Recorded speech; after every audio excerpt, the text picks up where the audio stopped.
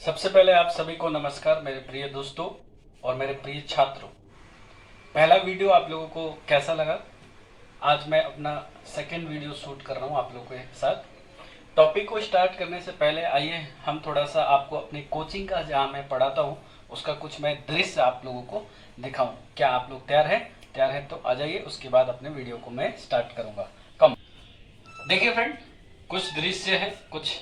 देखिए ये छोटा सा मैंने एक बैनर बना रखा है। यहाँ पर जो जो मैं तैयारी करता हूँ वो यहाँ पे मैंने लिख रखा है। New batch start for standard 11th and 12th my dear. उसके बाद मेरा जो कॉम्पिटेटिव इंग्लिश जो मैं पढ़ाता हूँ वो आपका air force, navy, NDS, CDS, SSC and bank के लिए। स्पोकन इंग्लिश का बैच मैं बिल्कुल फ्री पढ़ाता हूँ। जो भी हमारे पास पढ़ते हैं, जो नहीं पढ़ते हैं उनसे मैं चार्ज लेता हूँ। आइए मैं अपने सेकेंड बैनर की तरफ लेके चलता हूँ। थोड़ा सा दृश्य देख रहे होंगे यहाँ पे, कॉम्पिटेटिव इंग्लिश।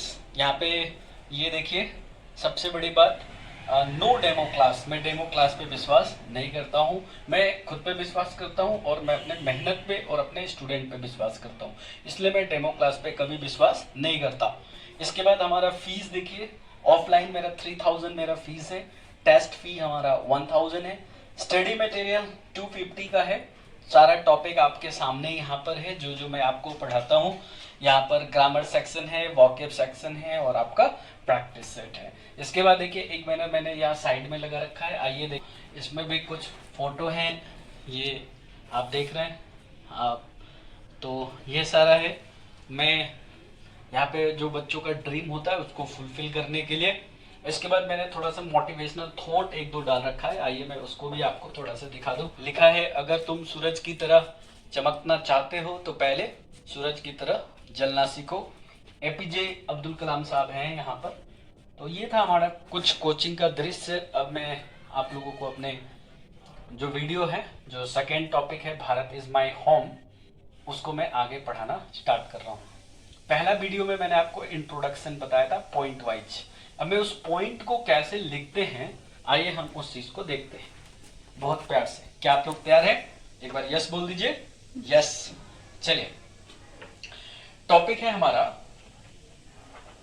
टॉपिक हमारा चल रहा था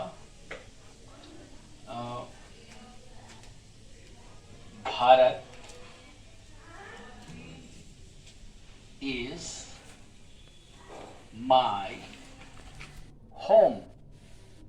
दोस्तों क्या क्लियर आप लोगों को दिख रहा है? बिल्कुल क्लियर दिख रहा है, भारत इज माई होम।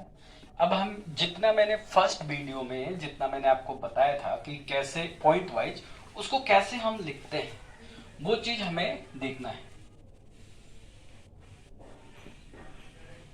देखिए स्टार्ट करते हैं लिखने का तरीका।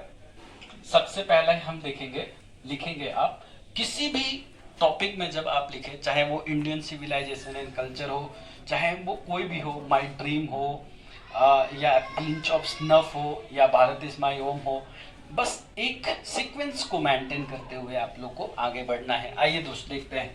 सबसे पहला आप यहाँ पे लिखेंगे, स्टार्ट करेंगे यहाँ से, लिखेंगे यहाँ पे कि भारत, बोलते चलिएगा, याद भी हो जाएगा। देखिएगा, Bharat is my home.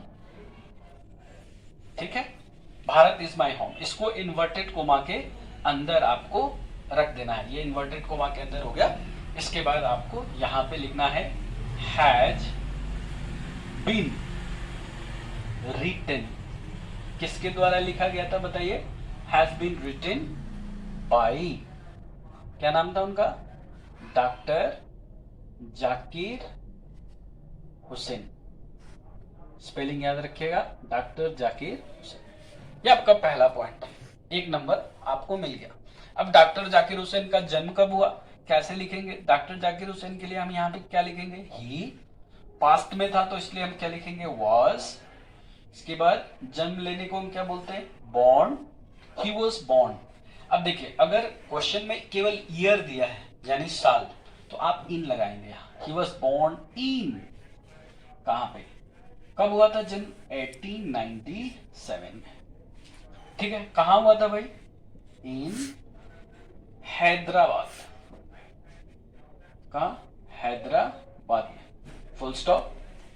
And इसके बाद देखिए, एंड उनकी मृत्यु हुई थी, डाइड कहाँ, इन 1969 इन दिल्ली। न्यू दिल्ली नहीं लिखेंगे, उस समय हम दिल्ली ही बोलते थे इसलिए हम दिल्ली लिखेंगे। देखो बेटा, क्या हमको दोनों लाइन बिल्कुल क्लियर याद हुआ कि नहीं, एक बार बोल दीजिए। हमने लिखा Bharat is my home has been written by doctor Zakir Hussain. He was born in 1897 in Hyderabad and died in 1969 in Delhi। Point clear है। नेक्स्ट पॉइंट हमने क्या बनाया था, नेक्स्ट देखिएगा, नेक्स्ट यहां पे ही, ठीक है, ही रिसीव्ड। रिसीव्ड का मतलब क्या होता है बेटा, प्राप्त करना। ही रिसीव्ड कौन सा है word, he received the Bharat Ratna award. He received the Bharat Ratna award, full stop. देखिए बिल्कुल क्लियर है हमारा पॉइंट एकदम। इसके बाद ही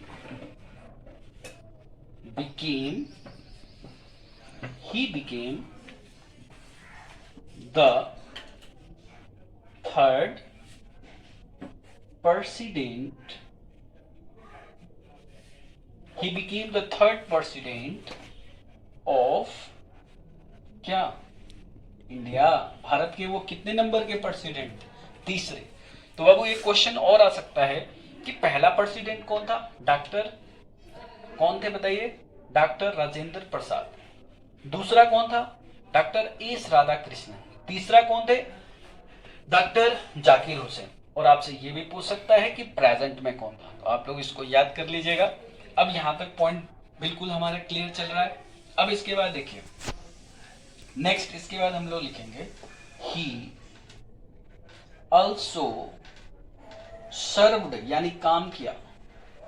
ही also served as the governor of Bihar, यानी वो बिहार के गवर्नर भी थे। एक तो वो बिहार के गवर्नर थे और दूसरे वो भारत के तीसरे प्रेसिडेंट भी थे। बताइए बिल्कुल याद हो रहा है कि नहीं हो रहा है, हमें लिखने का तरीका पता चल रहा है। अब देखिए हमने क्या बताया था, वो एक महान स्वतंत्रता सेनानी भी थे, तो कैसे लिखेंगे आइए देखते हैं। He is also known as, जाना जाता था। नोन के बाद क्या लगेगा बेटा, एज लगेगा। Known as, he is also known as one of the greatest freedom fighters।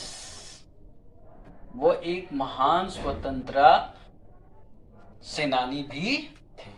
तो ये लाइन हो गया हमारा। और मैंने क्या बताया था, वो एक शिक्षाविद भी थे, तो आओ उसको भी लिख लेते हैं। he is also known as eminent। eminent का मतलब होता है महान, eminent। और देखिए मैं यहां लिख देता हूं, eminent educationist, इसको बोलते हैं शिक्षाविद। आगे बढ़ने से पहले मैं एक बार इसको आप लोगों को रिवाइज कराना चाहूंगा, एक बार आप तुरंत देख लीजिएगा। पहला टॉपिक में हमने आपको पॉइंट वाइज बताया था, इसमें मैं बता रहा हूं कि हम इसको लिखते कैसे, how to write. Bharat is my home, आप मेरे साथ साथ बोलेंगे आप लोग, has been written by doctor Zakir Hussain. Doctor Zakir Hussain was born in 1897, उनके लिए मैंने ही का प्रयोग किया है प्रोनाउन के रूप में, in Hyderabad and died in 1969 in Delhi। He received the Bharat Ratna Award। He became the third president of India। He also served, यानी काम किए थे, as the governor of Bihar and he is also known as one of the greatest freedom fighters। He is also known as eminent educationist. बताओ यहां से लेके यहां तक पॉइंट बिल्कुल क्लियर है या नहीं है। इसके बाद मैं एक लास्ट लाइन आपको बताना चाहूंगा। लास्ट लाइन हमारा ये है कि अब हम अपने पैराग्राफ को चेंज करेंगे, ठीक है। लास्ट लाइन है और यहां लिखेंगे कि Bharat is my home is a speech. क्या है? स्पीच है। क्या है ये? एक स्पीच है। Is a speech he gave in 1967। ये एक स्पीच है जिसको इन्होंने कब दिया था? 1967 में दिया था। आफ्टर टेकिंग ओथ, ओथ का मतलब वचन लेना, शपथ लेना। After taking oath as the president of India. ये आपका लास्ट लाइन है। जितना मैंने पिछले वीडियो में पढ़ाया था वहां तक मैंने आपको बता दिया कि हम चीजों को कैसे लिखते हैं। याद रखिएगा, मैं आपको नेक्स्ट वीडियो में, अगले वीडियो में मैं आपको बिल्कुल टॉपिक वाइज एक एक चीज को मैं लिख लिख कर आप लोगों को बताऊंगा फ्रेंड, ताकि आपके एग्जाम के लिए कहीं से भी क्वेश्चन आए आप उसको बहुत आसानी से लिख सकते हैं। तब तक के लिए मैं अपने इस वीडियो को यहीं पे स्टॉप करता हूं। आप वीडियो को पॉज करके बार बार देखिएगा। जहां भी आपको लगता है कि कुछ गलत हुआ है या समझ में नहीं आया है तो आप प्लीज मुझे कमेंट में लिखकर जरूर बताएंगे। तब तक के लिए लेता हूं मैं आपसे विदा। जय हिंद। दोस्तों, मैंने 3 वीडियो बनाया। ये तीसरा वीडियो है हमारा भारत इज माय होम का। पैराग्राफ पे आने से पहले मैं कुछ एक्सरसाइज आपको कराना चाहता हूँ। देखिए, भारत इज माय होम का एक्सरसाइज चल रहा है। एक्सरसाइज में पहला है आपका स्पेलिंग, यानी कुछ स्पेलिंग गलत दिए हुए हैं, इसको हमें सही करना है। आइए हम देखते हैं कैसे करेंगे। मैंने 10 क्वेश्चन लिख रखा है, इसमें काफी इंपॉर्टेंट क्वेश्चन है। एक एक क्वेश्चन को बारीकी से आप देखिए। आप इसका स्क्रीनशॉट ले सकते हैं। मैं इसको सही करके आपको बताऊंगा कैसे इसको हम सही करेंगे। देख रहे हैं सभी लोग? पहला क्वेश्चन है कन्फेस। बेटा कन्फेस, स्पेलिंग गलत है ये। कॉन्फेस में जो स्पेलिंग है यहाँ पर, इसका स्पेलिंग सही स्पेलिंग होगा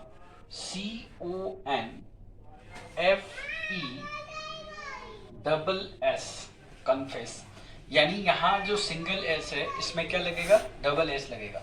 कॉन्फेस का अगर हम हिंदी अर्थ देखना चाहें तो इसका मतलब होगा स्वीकार करना। याद हो गया?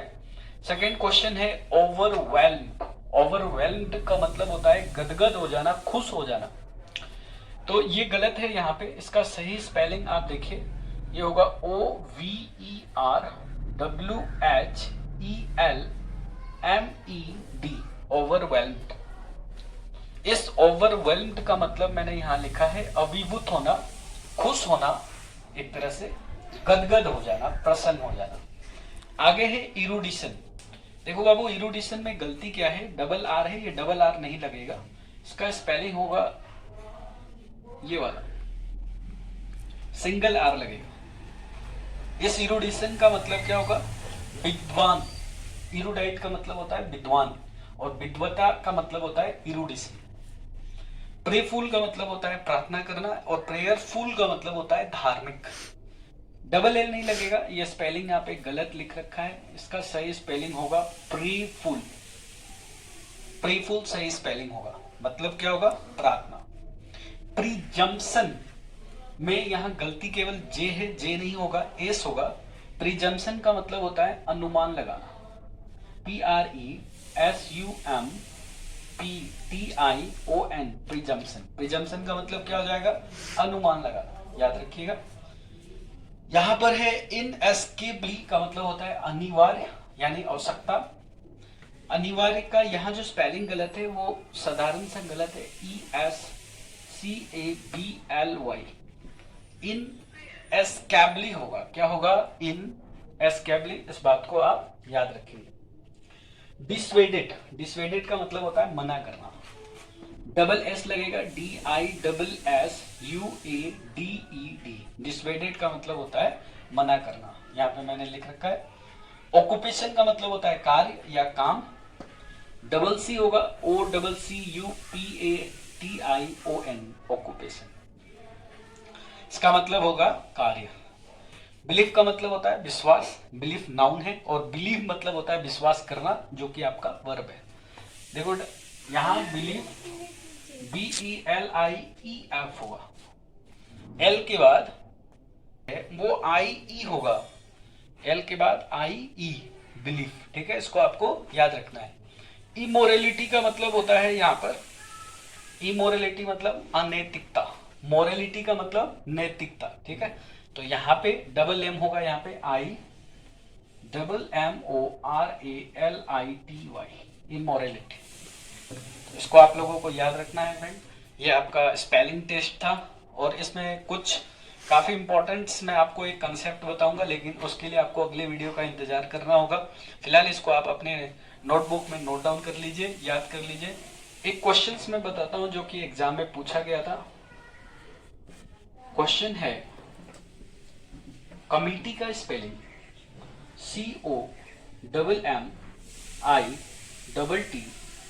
COMMITTEE। इसको आप लोग याद रखिएगा, कमिटी। ठीक है, इसी के साथ मैं अपने वीडियो को एंड करता हूँ। याद रखिए, इस साइड जो लिखा है ये सारे गलत है, इस साइड जो लिखा है ये सारा आपका सही है। ठीक है, जय हिंद, जय भारत, एंजॉय द वीडियो।